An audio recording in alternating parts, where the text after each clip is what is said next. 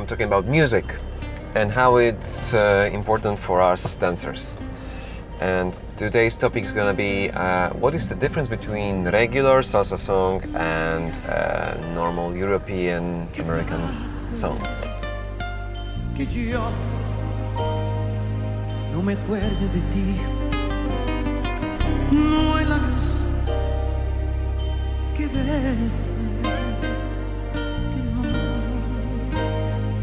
no me sepa aquí. First off is the structure and the composition. It's different. The normal, let's say European American song, it's based on the intro, verse, chorus, verse, chorus, verse, chorus, verse, chorus, and the outro, and that's it. Okay, so intro, verse, chorus, outro, 4 parts. But a normal salsa song has at least 2 more parts than this, and those parts are called Montuno and Mambo.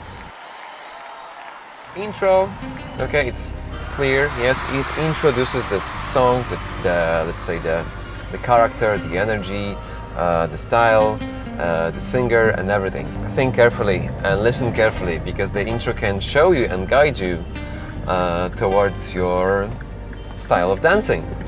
If it's more romantic, you will feel that and you will hear that in the intro. If it's more aggressive, you will feel that in the intro. If it's Tito Puente, you will hear that in the intro. That's the intro of the Erancanca. Gives you also the information about the tempo. Is it a fast song? Is it a slow song? Is it mid-tempo song? Okay, so the second part is the tema principal. Te quedaste para siempre aquí en mi pensamiento. Tú me dominas, tienes el control de mis sentimientos. So the main theme, or let's say a verse for American song. So in the verse, the singer starts singing.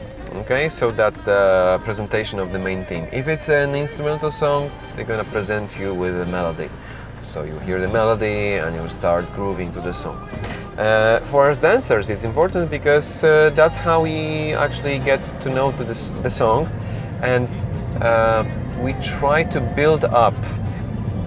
It's important for us not to start from the highest level, even though if you are just finished like a very crazy song and you are pumped to do another one, even though I think it's a good idea to just listen to the song and go gradually with the song. It helps you to save energy, it helps you to stay more organic, let's say, with the song. So, and it also feels better when you dance with the partner. Your partner will feel better that you are more true with the song. The tema principal usually starts with less instruments and with less energy, and then it evolves into a chorus.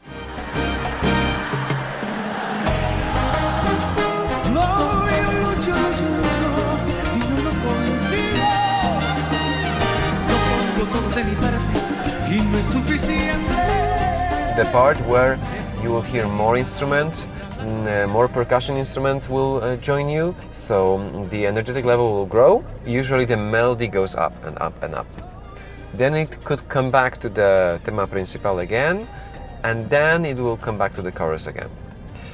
And that would be normal if there weren't any other things. And in normal salsa song, and by normal classic I mean let's say Fania period or Salsa Romantica period, Marc Anthony, there is Montuno.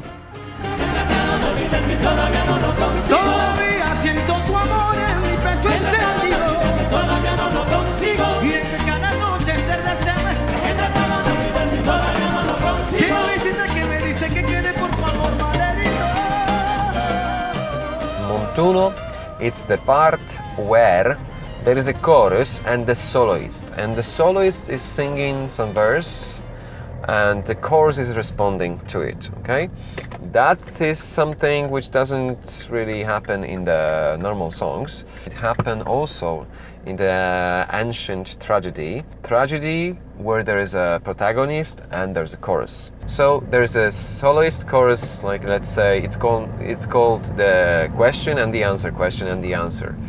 Okay, pregones, it's called also pregones sometimes. For dancers, this is the part where we start to groove. It's the part where I start to groove, because usually the song repeats itself in a very pleasant way, so you can easily predict what's going to be next, and you can just groove with it and have fun and enjoy it a little bit more. As for the first part, which is like, you know, the tema principal could be like, you know, wandering around the main theme, Montuno will give you the feeling that you know what's going on next, okay? So you will easily create your dance. And then after Montuno usually comes Mambo.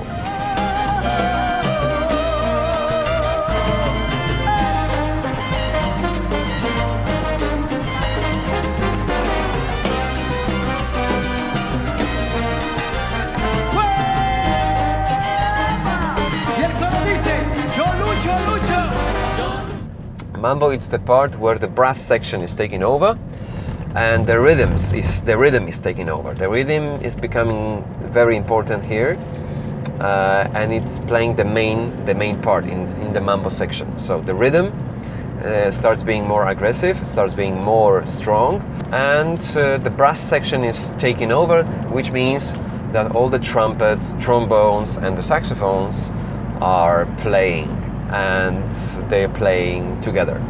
The point where the song gets to the highest energetic moment.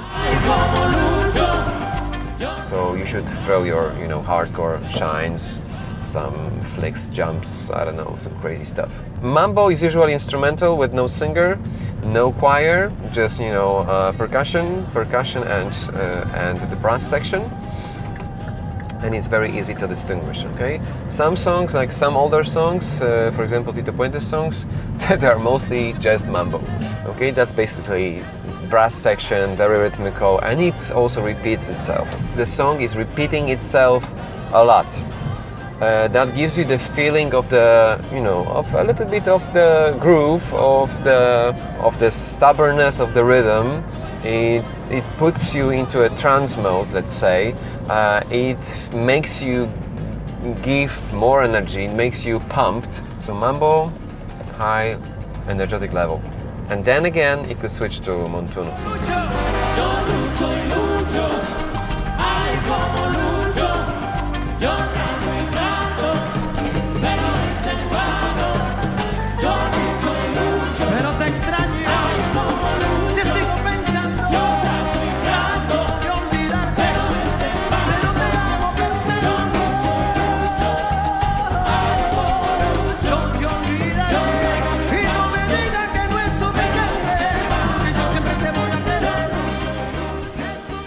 We have the intro, which gives you the character. We have the tema principal, which conveys the message, which shows you the melody. So the tema principal is like a verse. Then we could have a chorus. Then again tema principal. Then we could have another chorus. Then there's Montuno, okay, typical for salsa. Okay, so soloist and choir, soloist and choir, soloist and choir. Then it goes to the Mambo, which is the, let's say, descarga, so it's like the explosion of rhythm, explosion of the sound.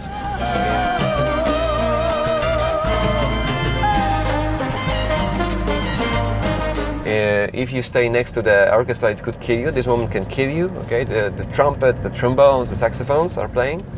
Also the timbales are going crazy.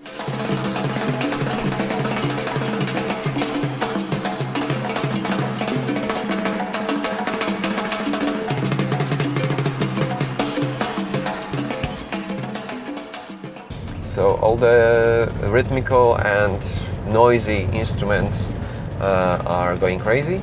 And then it could come back to the Montuno and Mambo, Montuno and Mambo sometimes, depends on the composition. And finally there is outro. 2 words about the outro. First word is, it's important to notice the outro. Okay, you have to listen to the song and notice the outro, because that's the moment, that's your cue for finishing your dancing. So you need to be careful, because if you miss that, you will not be finishing your dancing on point. So make sure you don't miss that outro. Outro usually mirrors the intro. It's sometimes more or less the same, or it's slightly variated, but it mirrors the intro. Usually it's contrasted to the mambo. So if the mambo was high energetically and it was loud, the outro could be lower energetically. On energetic point of view, it could be lower. Outro could also change harmonically. So be careful, because sometimes, let's say the Montuno and Mambo are in a different key and outro is in a different key. So it sounds sometimes like it's another song. It's also the different instrumentation. The brass section stops playing usually. The other section is coming across, so like piano or the vocal or the flute or something else. So it's contrasted. Sometimes it happens that people think that when the mambo section finishes, they think it's the end of the song, and it's only the end of the part of the song, and then they don't stay for the outro, which is wrong, because the outro could be like 30-40 seconds long sometimes, and it could be, you know, it could be shame when you finish something too early, right? So make sure you don't miss the outro, and make sure you understand that this is the outro and not the end of the song.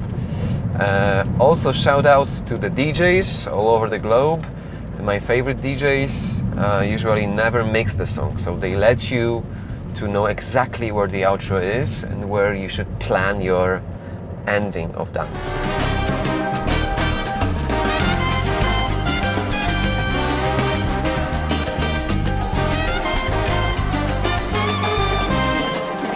That lesson was made to help you to listen and understand the salsa music. If you have any questions or comments, write below, and subscribe to the channel for more. I'll be showing you some shines soon, so just get ready and take your shoes and practice with us.